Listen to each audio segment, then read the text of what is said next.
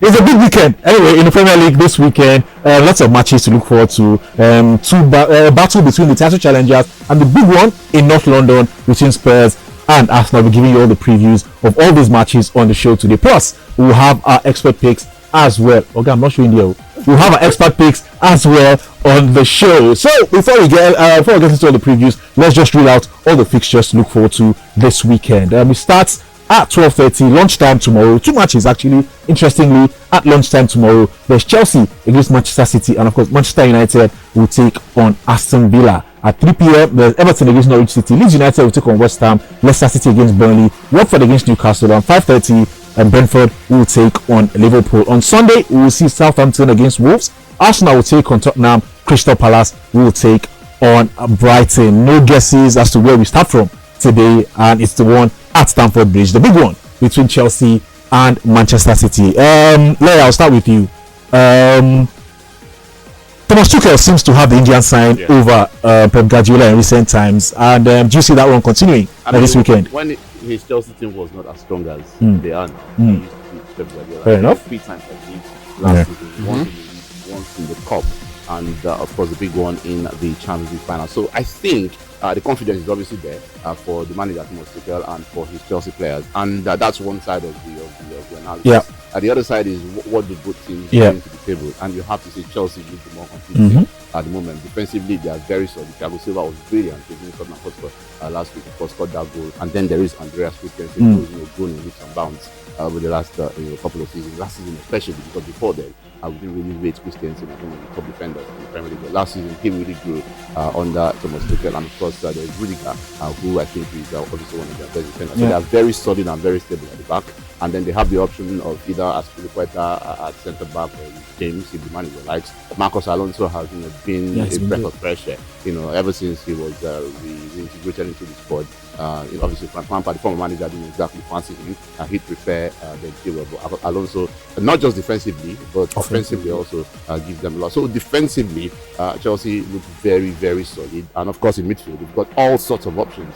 Kovacic has been brilliant. There's N'Golo Kante, Jorginho, of course, the Ballon d'Or is also somewhere in there. And of course, the difference maker up front, Romelu Lukaku. So Chelsea look a very complete team at the moment. But you cannot say the same for Man City. Defensively, they are okay. Ruben Dias, of course, I think holds things together for them at the back. But up front, you just feel they are missing something. I said this at the start of the season. Even when they were scoring 5 goals against Norwich and Arsenal, I felt the reason they scored all of those goals was because of the lack of quality of the opposition against a high quality, highly organized Chelsea defense. I think the lack of a centre forward, the proper centre forward, will show in this Man City side, and it's because of that I feel Chelsea going to this one as favorites. They've made better start to the season, and I think they will do justice for Man City and they have to. Leia mentioned the lack of a centre forward at Manchester City, and we know Chelsea are very solid defensively. What if you were Guardiola? How would you line up? Would you go for a false 9, or would you play Gabriel Jesus because he's a normal striker, he's a proper striker, he's been playing out wide in recent times? Would you go for Ferran Torres or a false 9 with Kevin De Bruyne, or would you decide that it's a game against a big team, let's go for a proper number 9 this time? The problem here is even Gabriel Jesus hasn't established himself as a proper 9 because a lot of time you see him drifting to the sides, trying to look for space and all that. I feel if I'm to pick Guardiola's brain this morning, once again, he will be going for a false 9. And with the fact that De Bruyne is back from injury, he might probably just pick up that position and ensure that they try as much as possible to confuse the Chelsea defense. But we know, and as in under Tuchel, he's found a way to just to beat Pep Guardiola each time they face off. So I'm very, very curious to see how Pep sets up his team tomorrow. That's the first option for Guardiola, because playing Ferran Torres as a false 9 against Chelsea, I don't think Gabriel Jesus is not going to work. So you've got to go with De Bruyne as a false 9, and then maybe Sterling and Grealish either side of him. Find some other people to play the midfield. But for me, I'll definitely do Kevin De Bruyne as a false 9. Gideon, Bode and Leia, they painted a picture of Chelsea being this all-conquering, almighty, indomitable team. That's the picture people are painting here. What do City and Pep Guardiola have to do right to get past Chelsea this weekend? I mean, it boils down to every single thing. We've all outlined the fact that there's no proper out and out striker, which could actually, prove costly against this Chelsea side. So I feel like we've seen Pep Guardiola actually rotate his squad in times past and just complicate issues. So I think for starters, I mean, he needs to have a very, very stable formation, a tactically sound formation against this Chelsea side. But we've seen Chelsea and how they play. They can be very attack minded and very defensive too on the side, and they just know how to complement themselves as a team. So moving forward, I just feel like Pep Guardiola needs to set up a proper formation. And with regards to playing the false nine, I think I'm definitely going to agree with Bode and Laura what they said. De Bruyne at least is fit. I mean, he got a goal in the FL Cup, so he should be in that place, lead the lineup against them, and also be very, very tight defensively. City, yes, I mean, they have a solid defense, but compared to this Chelsea side, you know that Chelsea is better defensively. So I feel like for them, the defense needs to be very, very, very tight, and also all the guys moving forward, leading the attacking lineup, should at least have some degree of they should be very clinical. Let me put it that way, and maybe they can salvage a point against Chelsea. All right, let's call it Chelsea against Manchester City. I'll start with Leia. I think a KG 1-0 Chelsea. 1-0 Chelsea. Gideon. I think I agree too. 1-0 Chelsea. Ready? Score draw. A score draw. 1-1. All right. Let's go to the next big one this weekend, and it's in North London at the Emirates. It's only big. Big in quotes. Anyway, Arsenal against Tottenham Hotspur. Like I said in the morning, if this was a game at the start of the season, maybe the second game, we would have been saying maybe Spurs would have the edge. But things have turned around recently, drastic. Well, a little bit in recent weeks. Arsenal on a 3-match winning run, plus the Carabao Cup. Tottenham, on the other hand, have lost their last 2 matches as well, struggling to get goals as well. Harry Kane looking off colour. How do you see this one playing, buddy? Yeah, we can see in the last couple of games, different fortunes for both sides. For Tottenham Spurs, they've shipped in 6 goals. For Arsenal, they've won back-to-back games by a single goal. So for Harry Kane, yes, he struggled in the last few games, but we know anytime he faces off against Arsenal, he seems to always find his mojo against this Arsenal side. And I'm looking forward to a game that will be cagey as well, but with very, very few moments, because both teams are quite capable of creating chances and hurting each other. For Arsenal as well, like I noted, they found it difficult scoring goals, but it made we saw them against Wimbledon, if I'm right. Wimbledon. They scored 3 goals, and good goals at that, but we can't compare Wimbledon to Spurs. So for Nuno, is somewhat under pressure right now because he needs to get the team back winning. And in that sports side, yes, they have quality, let's not lie. And the likes of Son, Harry Kane in midfield, Højbjerg, Dele Alli as well on his day can hurt any team. But at the end of the day, for every derby, form is always thrown into the bin, and because of that, another KG game. But I'm looking at this one, Arsenal edging it just to one. Let's talk about Harry Kane for a little bit. I think we have some time to spare. He's looked uninterested this season. Yes, he scored in midweek in the Carabao Cup against Spurs, but generally he's really looked unlike the Harry Kane we used to know.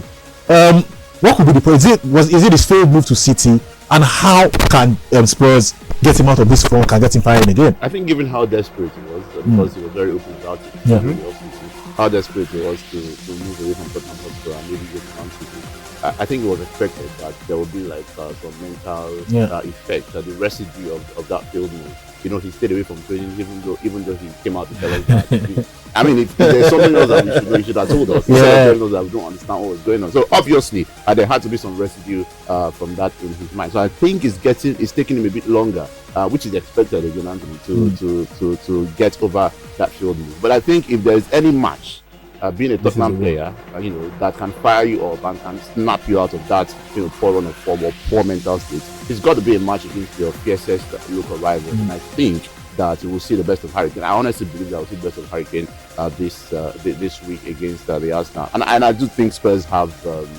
It's when we say Spurs have shipped in, should be just digressing a little bit. When we say they've shipped in 6 goals in the last couple of matches, I think we have to put things into perspective. The first one was against Crystal Palace, and they had a player sent off. And the second one was against Chelsea, and Spurs did play very well. In the first half, and Chelsea had to up their game, to put those 3 goals past them. So we have to put those things into perspective. Before that, let's not forget that they had ground up 3-1-0 victories back to back So I think they are a reasonably solid side under the next Santo, and they did have defensive problems. Yeah. Players were missing. Yeah. So let's try to put it in perspective. I still think Spurs have a bit more than Arsenal on both ends of the field. Defensively, I think they are better, and offensively, I think with the names that they mentioned, Harry Kane, I think he's going to come to the party this weekend. Heung-min Son fit again. Dele Alli also there. There is Lucas Moura, I believe. I'm not sure if he's fit for this one or not. So I just think Spurs, they for me begin as slight favorites, and I think Harry Kane will come to the party. Again, Larry is saying one thing, but they saying another thing. But it says, Arsenal are favorites. Larry is saying Spurs are favorites. Like. Gideon, you are in the middle. I tell you what's in the middle. You don't know about that. Not in this case. Very quickly. Where would this game be won and lost for both teams actually? For both teams, for Spurs definitely, I think it would be I don't know, their forward lineup actually coming to the party. We've seen Harry Kane actually just basically fizzle out in past games because we know what happened with him. So if Harry Kane, we can see a glimpse of that strike partnership between Harry Kane and Son, like we did see last season, then I believe Spurs, should come in handy. Definitely get the better against their local rivals in this one, and also being defensively minded.